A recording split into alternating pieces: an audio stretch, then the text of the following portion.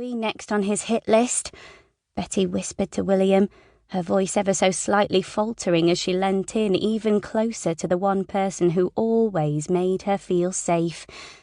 Tightly clenching her free fist, Betty's neatly manicured nails dug sharply into her soft skin, leaving deep U-shaped indents in the palms of her hands.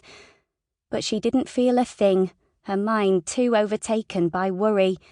It didn't take a genius to work out the months ahead could see Britain facing its worst battle since the Great War. As she sat, glued perfectly still to her chair, an icy cold shiver ran down her spine, overwhelming anxiety soaring through her. Intuitively, sensing Betty's concerns, William turned to face her.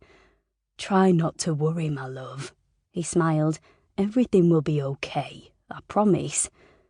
But for the first time, William's kind eyes and well-meaning reassurances couldn't disperse Betty's fears. Despite only being 23, in many ways she was older than her tender years might suggest.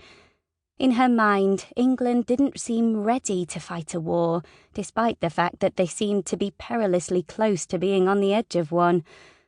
William had already hinted at the idea of joining the RAF if war did break out, leaving his job as a trainee manager for an electrical company and inevitably being separated from Betty. "I've always wanted to fly," he'd told her the last time she'd brought up the subject. "Imagine how amazing it would be to see everything from above, speeding through the clouds." She'd immediately regretted bringing it up, as William was a dreamer who saw everything through rose-tinted glasses. To Betty, though, it sounded like a pipe dream, a naive schoolboy adventure which hadn't been thought through at all, and the dire consequences didn't bear thinking about. As the newsreel came to a welcome end, Betty was brought back to the present, snapped out of her daydream. "Are you okay?" William whispered, genuine concern still etched across his kind face. Betty forced a smile and nodded weakly, but the reality was she simply couldn't face the thought of losing someone else she loved. She and William had been going steady for 2 years now. He'd been the knight in shining armour she hadn't even realised she'd needed, so hell-bent on being completely independent and determined never to become reliant on anyone, especially after what she'd been through. After losing her mum, Elsie, at the tender age of 10, she had been left with no choice but to grow up fast. She'd helped her sister, Margaret, 2 years her senior, take care of their little brother Edward, who, at 8, had been equally bewildered as to why their mother had been so cruelly taken away from them.